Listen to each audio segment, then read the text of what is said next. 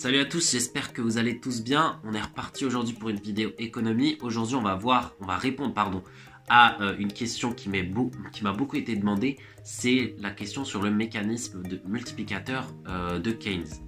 J'ai eu beaucoup de questions sur le keynésianisme, mais notamment celle-là. Donc, je vais y répondre, on va voir ce que c'est. Alors, l'effet multiplicateur, bien évidemment, vous avez raison de vous interroger parce que c'est très important. C'est quelque chose qui est au fondement de beaucoup de politiques, notamment les politiques de relance ou les politiques politique budgétaire expansive, tout simplement. Donc Keynes, je vous le rappelle, a écrit en 1936 un livre que vous devez connaître, sa théorie générale donc de l'emploi, de l'intérêt et de la monnaie, dans lequel il va expliquer ce mécanisme multiplicateur. Il va l'expliquer par la théorie. Et on aura une explication théorique qui s'ensuit et que je vais vous expliquer ici.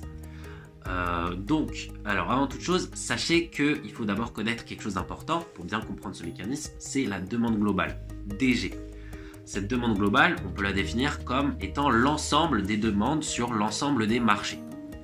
Et en fait, elle est composée de plusieurs tenants. Alors, il existe une formule tout simplement. DG, on dit que DG égale C, la consommation, parce que la consommation c'est une demande, plus I l'investissement qui est aussi une demande en investissement, une demande en capitaux, plus X les exportations, parce que quand on exporte, il existe une demande, la demande étrangère pour les produits intérieurs, plus G les déficits publics, parce que l'État va faire du déficit public, c'est-à-dire va avoir plus de dépenses que de recettes. Cette dépense c'est quoi? C'est une demande, soit en commande d'entreprise, soit autre chose. Moins M, parce que les importations, c'est une demande certes, mais une demande de produits étrangers. Donc voilà, donc DG égale C plus I plus X plus G moins M. Quand on comprend ça, on va comprendre le mécanisme multiplicateur keynésien. Pourquoi? Parce que le multiplicateur keynésien, signifie tout simplement que dès lors qu'on change un des tenants de la demande globale, dès lors que la demande globale augmente, c'est-à-dire dès lors qu'un des tenants de la demande globale augmente, il y aura un effet, ça va produire un effet plus que proportionnel sur la croissance ou sur le revenu global. Ça signifie tout simplement que l'augmentation de la demande va avoir un effet plus que proportionnel sur l'augmentation du revenu global ou sur la croissance. C'est ça les mécanismes multiplicateurs. Mais pourquoi? Alors, pourquoi on répond souvent à cette question par un exemple. Donc je vais prendre là un exemple pour vous expliquer mieux ce phénomène. Prenons l'exemple par exemple du déficit public. Si on augmente le déficit public, le multiplicateur va nous dire que ça va augmenter la croissance d'une manière plus que proportionnelle. Pourquoi? Alors prenons l'exemple d'un État qui investit 100 milliards. Qui a 100 milliards de déficit en commande d'entreprise. Qu'est-ce qui va se passer?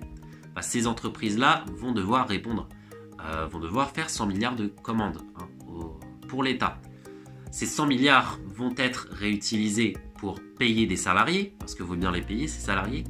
Donc ces 100 milliards vont être réutilisés en intégralité, notamment pour payer les salariés. Ensuite, ces salariés, quand ils vont être payés, ils vont consommer. Cette consommation va engendrer d'autres revenus pour d'autres entreprises qui, elles, vont avoir des revenus et qui vont donc les redistribuer à d'autres salariés qui vont eux-mêmes consommer, et ainsi de suite, de façon à ce qu'une augmentation du déficit va engendrer une multiplication de revenus différents et dont la somme va être plus que proportionnelle à cette augmentation et donc va créer de la croissance. C'est l'explication en tout cas générale qui est faite de l'effet multiplicateur. C'est-à-dire qu'une variation de la demande va engendrer une augmentation plus que proportionnelle du revenu par la consommation effectivement la consommation de différents agents et parce qu'elle va entraîner des demandes en chaîne, si on veut, tout simplement. Donc cette explication est bonne, vous devez connaître cette explication bien évidemment, mais il existe une explication mathématique à l'effet multiplicateur qui est toutefois indispensable si vous visez des écoles comme HEC ou SCP. Alors, pour expliquer cette deuxième théorie, il va falloir un petit peu s'accrocher, parce qu'on va parler de mathématiques, on va parler de macroéconomie, donc c'est un petit peu plus compliqué que l'aspect uniquement théorique. Et en tout cas, c'est plus compliqué à comprendre juste à l'oral. Donc accrochez-vous, je vais essayer d'aller doucement. Normalement, vous allez comprendre. Alors, repartons de la base. En macroéconomie, on a une relation qui est connue, c'est Y égale DG. Qu'est-ce que ça veut dire? Y, c'est... Donc d'abord je traduis, Y c'est le revenu ou l'offre globale, DG c'est la demande globale. C'est logique. L'offre, demande, égalité. Maintenant qu'on parle de ce statu quo-là, on doit prouver le multiplicateur. Hein, le multiplicateur qui signifie que si la demande augmente, le revenu global doit augmenter, mais de façon plus que proportionnelle, donc doit augmenter plus fortement. Pour prouver ça, on va repartir de DG. La formule de DG qu'on a vue tout à l'heure, avec un modèle simplifié, on va juste dire que DG égale C plus I. Quand on dit ça, on doit d'abord traduire ce que ça veut dire. Qu'est-ce que c'est que C? Qu'est-ce que c'est que I? C, c'est la consommation, comme je l'ai dit, et I, c'est l'investissement. Maintenant, comment est-ce qu'on peut écrire C et comment est-ce qu'on peut écrire I? Commençons par le plus simple. I, c'est un investissement, donc c'est la demande des entreprises en investissement. C'est un montant fixe qu'on connaît, par exemple 200, 300, 400, 500. Donc ça, c'est fixe, c'est pas compliqué à comprendre. Par contre, C, c'est pas fixe en fait. C, ça va dépendre de notre revenu, hein, parce qu'on consomme un certain pourcentage de notre revenu. Donc C va s'exprimer en fonction du revenu Y. Par exemple, C est égal à 0,6 Y. Ça signifierait qu'on consomme 60% de notre revenu. Hein. Ou 0,8 Y, ça signifierait qu'on consomme 80% de notre revenu. Ce 0,6, ce coefficient multiplicateur, on l'appelle tout simplement la proportion marginale à consommer. C'est un terme un peu technique qui signifie juste que c'est le pourcentage de notre revenu qu'on consomme, qui est utilisé pour la consommation.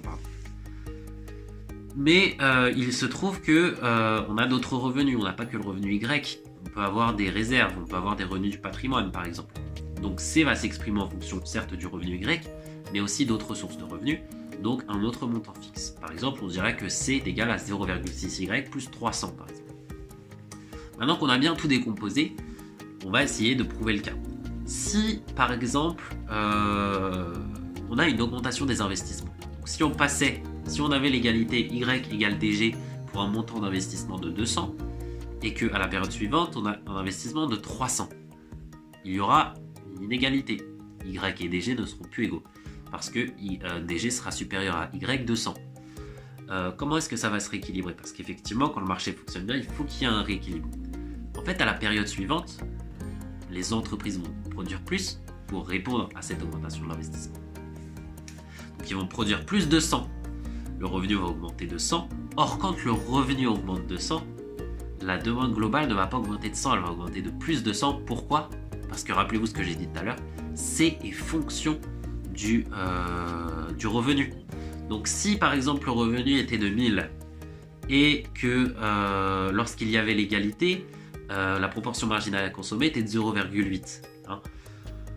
Les 0,8 ils étaient en fonction du 1000.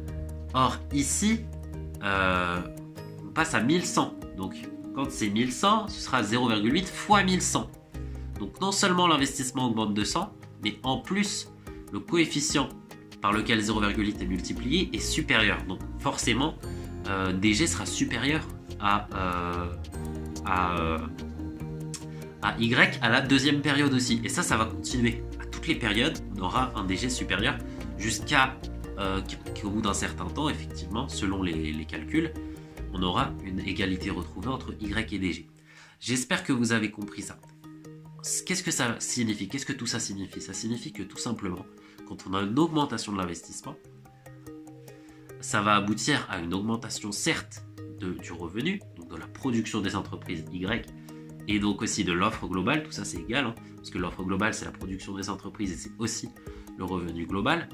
Ça va donc, comme je l'ai dit, ça va aboutir à une augmentation de Y, mais de manière plus que proportionnelle. Pourquoi? Parce que une partie du revenu va être utilisée pour consommer. Voilà l'explication qui est donnée du multiplicateur keynésien avec une approche mathématique expliquée par la macroéconomie. Voilà.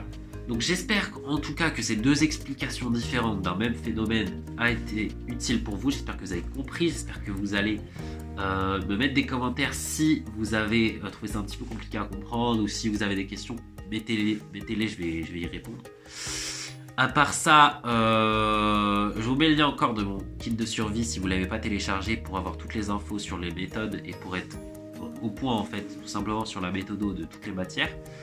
Et voilà, j'espère que vous avez encore apprécié cette vidéo. Je vous invite à mettre un like, à vous abonner, à partager cette vidéo si elle vous a plu. Et je vous dis à la prochaine pour une prochaine vidéo. Ciao!